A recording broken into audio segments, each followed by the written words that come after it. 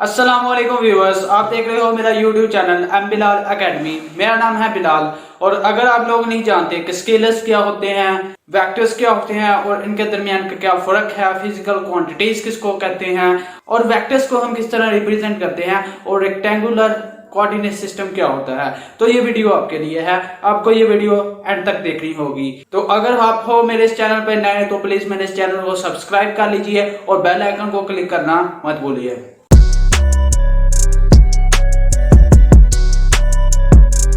तो वेक्टर्स को समझाने से पहले मैं आपको एक स्टोरी सुनाता हूं कि एक लड़का है, उसका नाम है अली और उसके वालिद का नाम है हमजा।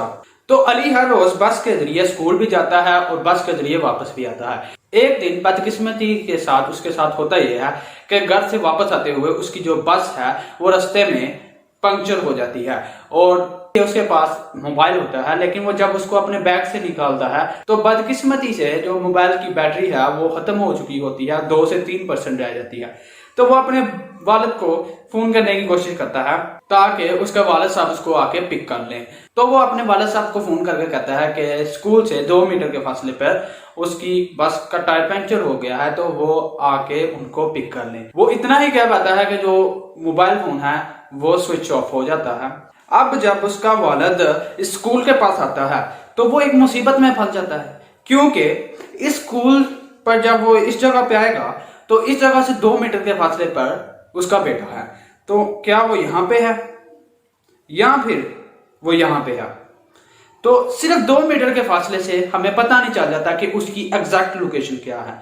उसको यह भी बताना चाहिए था कि वो नॉर्थ में है, ईस्ट में है, वेस्ट में है कि साउथ में है, मशरिक की तरफ 2 मीटर पे है कि जनूब की तरफ 2 मीटर पे है, मगरब की तरफ 2 मीटर पे है कि शुमाल की तरफ 2 मीटर पे है। तो एग्जैक्ट डायरेक्शन भी बताना चाहिए थी मैग्नीट्यूड के साथ साथ। मैग्नीट्यूड जो कि 2 मीटर थी और जो डायरेक्शन थी वो स्पेसिफाई करनी चाहिए थी। तो अगर वो अपने वालिद साहब को कहता कि वो स्कूल से मशरिक की तरफ 2 मीटर के फासले पर है तो फिर उसके वालिद साहब उसको आसानी से पकड़ लेते। तो हमने इस कहानी से यह ऑब्जर्व किया कि सिर्फ न्यूमेरिकल वैल्यू या फिर मैग्नीट्यूड ही काफी नहीं है, हमें कुछ और चीज की भी जरूरत पड़ती है अगर हमने अली को ढूंढना है, और वो है डायरेक्शन। और इस केस में डायरेक्शन थी ईस्ट, जो कि अली को बतानी चाहिए थी। लेकिन कुछ क्वांटिटीज ऐसी होती हैं कि जिनमें सिर्फ मैग्नीट्यूड से काम चल जाता है, जैसा कि मैस हो गया या फिर टेम्परेचर। अब आप देखें, आप अगर किसी दुकानदार के पास जाएं और दुकानदार को जाके कहें कि मुझे 1 किलो चीनी दे दो, तो इससे आपकी जो सारी बात है वो वादे हो चुकी है, वो आपको 1 किलो चीनी दे देगा। लेकिन इसमें डायरेक्शन का कोई ताल्लुक नहीं आता कि किस सिमत में आपने चीनी देनी है। क्या आपने कभी किसी दुकानदार को जाकर कहा कि 1 किलो चीनी मुझे मशरिक की साइड पे दे दें? नहीं ना, सिर्फ 1 किलो चीनी इसको कहते हो तो आपकी बात वादे हो जाती है, यानी कि आपने कंप्लीटली डिस्क्राइब कर दिया उस क्वांटिटी को। तो इसी तरह टेम्परेचर के साथ भी है। आप थर्मामीटर से अगर टेम्परेचर को मेजर करते हैं तो आप कहते हो कि इस चीज का टेम्परेचर इतना है, इतने डिग्री सेल्सियस है या फिर इतने केल्विन है। तो सिर्फ मैग्नीट्यूड से बात बन रही है। तो कुछ क्वांटिटीज ऐसी भी होती हैं। तो अभी मैंने क्वांटिटीज की बात किया है तो इसको भी डिफाइन कर लेते हैं कि क्वांटिटीज क्या होती हैं। तो मैं बात कर रहा हूं फिजिकल क्वांटिटीज की। फिजिकल क्वांटिटीज ऐसी क्वांटिटीज होती हैं जिनको हम मेजर कर सकते हैं। तो जो भी क्वांटिटीज जो कि मेजर हो सकती हैं उनको फिजिकल क्वांटिटीज कहते हैं। फॉर एग्जाम्पल मैस है, उसको वे बैलेंस से हम मेजर कर सकते हैं, तो मैस एक मेजरेबल क्वांटिटी है तो उसको फिजिकल कहेंगे। उसके बाद टेम्परेचर है जिसको थर्मामीटर से मेजर करते हैं। उसके बाद वेलोसिटी है, जब आप बाइक चलाते हो तो जो आपका मीटर है वो शो करता है कि कितनी आपकी स्पीड है बाइक की। उसके बाद लेंथ है, मीटर रॉड से आप मेजर करते हो लेंथ को। फिर उसके बाद डिस्टेंस है, मीटर रूल की मदद से इसको भी आप मेजर कर लेते हो। तो फिजिकल क्वांटिटीज 2 तरह की होती है, एक होती है स्केलर और एक होती है वेक्टर। तो ऐसी क्वांटिटी जो कि कंप्लीटली डिस्क्राइब हो जाए सिर्फ मैग्नीट्यूड से तो उसको कहते हैं स्केलर्स, जैसे कि मैस हो गया, टेम्परेचर हो गया। इसमें डायरेक्शन का कोई चक्कर नहीं कि वो किस डायरेक्शन में है। अब दूसरे नंबर पे आती है वेक्टर्स। तो वेक्टर्स में आपको डायरेक्शन और मैग्नीट्यूड दोनों की जरूरत पड़ती है, तो ऐसी क्वांटिटीज को वेक्टर कहते हैं। मिसाल के तौर पर आपको कहा जाए कि एक बंदा है, वो 5 न्यूटन की फोर्स से एक बॉक्स को धक्का लगा रहा है, तो इसकी मैग्नीट्यूड को तो मैंने जाहिर कर दिया जो कि 5 न्यूटन है, लेकिन किस डायरेक्शन में लगा रहा है तो वो भी जाहिर करना जरूरी होती है। तो ऐसी क्वांटिटीज जिसको कंप्लीटली डिस्क्राइब करने के लिए मैग्नीट्यूड और डायरेक्शन भी चाहिए, जैसा कि फोर्स है, जबकि स्केलर्स में सिर्फ एक ही चीज से काम चल जाता है और वो होती है मैग्नीट्यूड। अब बात करते हैं कि हम अपने वेक्टर्स को कैसे रिप्रेजेंट करते हैं। अगर बुक में देखा जाए तो बुक में जो हम वेक्टर्स को शो करते हैं बोल्ड फेस कैरेक्टर्स के साथ। मिसाल के तौर पर जैसे ए है तो उसको बोल्ड यानी कि मोटा करके लिख देना, जैसा कि ये दिखाया गया है कि वेक्टर्स को बुक में इस तरह लिखते हैं। फिर उसके बाद अगर बात करें तो हैंड राइटिंग की, तो हैंड राइटिंग में बस जो लेटर है उसके ऊपर एक एरो हेड लगा देते हैं। जैसे कि अगर डी है उसके ऊपर मैं एक एरो हेड लगा दूं तो उससे उसको रिप्रेजेंट कर दूंगा मैं वेक्टर को।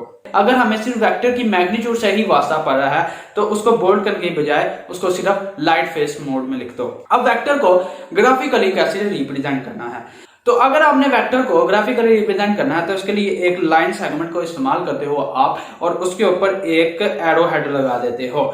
और इस लाइन सेगमेंट की डायरेक्शन किस तरफ होनी चाहिए, इस तरह होनी चाहिए या इस तरह होनी चाहिए या इस तरह होनी चाहिए, तो इसकी बात हम बाद में करेंगे।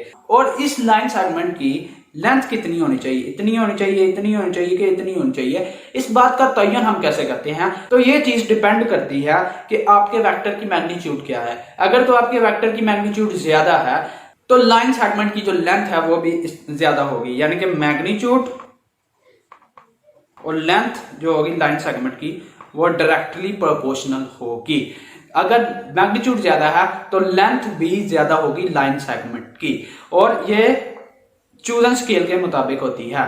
चूजन स्केल का मतलब यह है कि अगर आपने पास कोई डिस्टेंस है, डिस्प्लेसमेंट है, और डिस्प्लेसमेंट एक वेक्टर क्वांटिटी होती है और वो 20 मीटर है, ठीक है। अब आपने 20 मीटर के लिए लाइन सेगमेंट की लेंथ का तयन करना है, तो 20 मीटर को एक पेज पे तो नहीं ना लिख सकते, उसके लिए एक स्केल को चूज करना पड़ता है। स्केल यानी कि हम क्या देते हैं कि जो आपका 20 मीटर है वो 1 इंच के बराबर हम अज्यूम फर्ज कर लेते हैं कि वो 1 मीटर के बराबर है, और फिर 1 मीटर की लाइन सेगमेंट की लेंथ रख लेते हैं, और अगर वो 40 मीटर है तो इसको हम दुगना करके लिख देते हैं।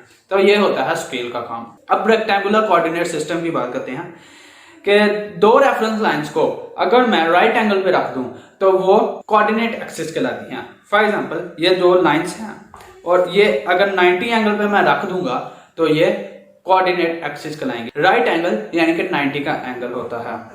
Their point of intersection is called origin. तो यहाँ पे ये दोनों लाइनें मिलती हैं उनको ओरिजिन कहते हैं। इस पॉइंट पे वो मिल रही हैं तो इसको हम ओरिजिन कहते हैं। This system of coordinate axis is called Cartesian or rectangular coordinate system। तो इस सिस्टम को ओवरऑल हम कहते हैं कार्टेशियन या फिर rectangular coordinate system. One of the line is called x axis. तो ये जो लाइनें दो मैंने ड्रा की थी ना इस तरह, तो उसमें से एक जो होती है वो एक्स एक्सिस होती है जो कि यहाँ पे दिखाया गया है, और दूसरी लाइन जो होती है उसको हम वाई एक्सिस कहते हैं जो कि ये है। उसके बाद usually the X axis is taken as horizontal axis. Horizontal axis इस तरह होता है, तो एक्स एक्सिस आप देख सकते हो कि इस तरह हॉरिजॉन्टली लिया हुआ है with positive direction to the right. और जो पॉजिटिव डायरेक्शन होती है वो हम राइट पे लेते हैं और जो नेगेटिव होती है वो हम लेफ्ट साइड पे लेते हैं। और इसी तरह जो वाई एक्सिस होता है उसको वर्टिकली शो करते हैं जो कि यहाँ पे दिखाया गया है, और वाई एक्सिस जो पॉजिटिव होता है वो अपवर्ड डायरेक्शन में होता है और नेगेटिव होता है वो डाउनवर्ड डायरेक्शन में होता है। अब बात कर लेते हैं कि एक अगर आपके पास प्लेन है यानी कि 2D प्लेन, ठीक है। प्लेन की एग्जांपल मैं इस तरह देता हूं कि आपके पास जो एक कमरे का फर्श होता है ना, तो उसको मैं 2D प्लेन कह देता हूं। ये देखिए इस तरह का फर्श होता है ना, इसकी लंबाई और चौड़ाई को मैं 2D प्लेन कह देता हूं।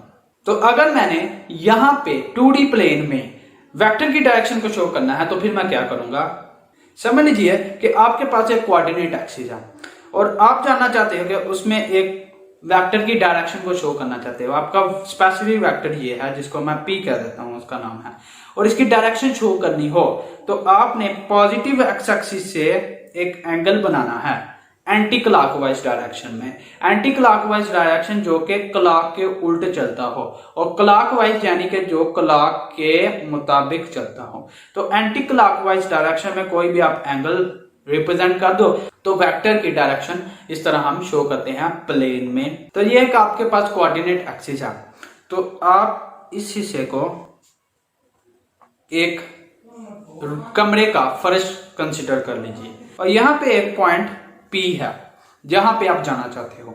तो अगर आपने वहां पे जाना है तो आपको पॉजिटिव एक्सिस एक्स एक्सिस पे A तक चलना होगा और पॉजिटिव वाई एक्सिस पे बी तक चलना होगा, यानी कि अगर आप यहाँ पे खड़े हो तो इस तरह आपको चल के जाना होगा इस यहाँ तक, वो जो फासला होगा वो ए होगा, और यहाँ से यहाँ तक अगर पहुंचना है आपने तो वो फासला होगा वो बी होगा।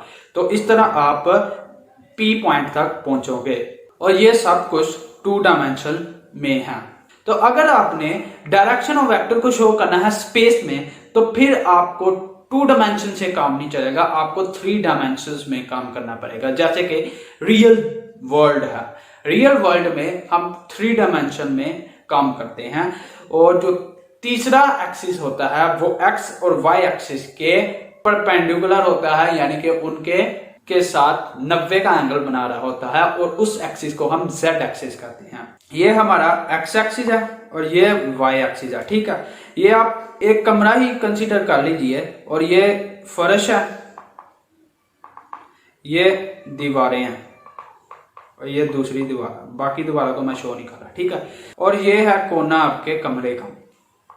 तो ये एक्स एक्सिस का हो गया, ये वाई एक्सिस है, और ये जेड एक्सिस है। देखिए ये जो थर्ड एक्सिस जो कि जेड है वो इस तरह से होगा, यानी कि आप मान लीजिए कि ये आपका एक्स है, ये वाई है, तो जेड जो होगा वो भी इनके परपेंडिकुलर यानी कि 90 के एंगल पर ही होगा। 2 डायमेंशन यानी कि प्लेन में एक ही एंगल की जरूरत पड़ती है, लेकिन स्पेस में अगर आप जाहिर करने जा रहे हो अपने वेक्टर को तो 3 एंगल की जरूरत पड़ेगी। और वो कौन कौन से? एक तो हो गया जो कि इस वेक्टर ने एक्स के साथ बनाना है, उसको मैं अल्फा कहता हूं, और एक जो है उसने बनाना है आपका वाई एक्सिस है जिसको बीटा कह दो, दूसरा एंगल, और तीसरा जो है वो बनाएगा जेड एक्सिस के साथ जो कि उसको गैमा कह देते हैं। तो 3 तरह के एंगल्स के आपको ज़ाहिर करना पड़ेगा।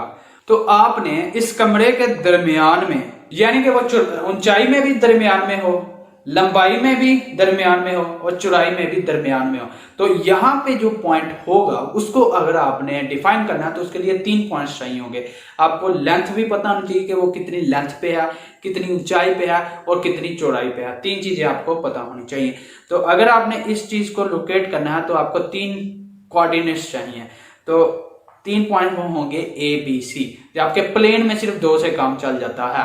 उम्मीद करता हूं कि आज के इस लेक्चर से आपको वेक्टर और स्केलर के दरमियान का फर्क, वेक्टर्स को किस तरह रिप्रेजेंट करते हैं और उनकी डायरेक्शन को किस तरह रिप्रेजेंट करते हैं, इन सब चीजों का आपको इल्म हो गया होगा। तो अगर आप हो मेरे इस चैनल पे नए तो प्लीज इसको सब्सक्राइब कर लीजिए और बेल आइकन को क्लिक करना मत भूलिएगा ताकि मेरे आने वाली वीडियोस का आपको नोटिफिकेशन मिल सके। अल्लाह हाफिज।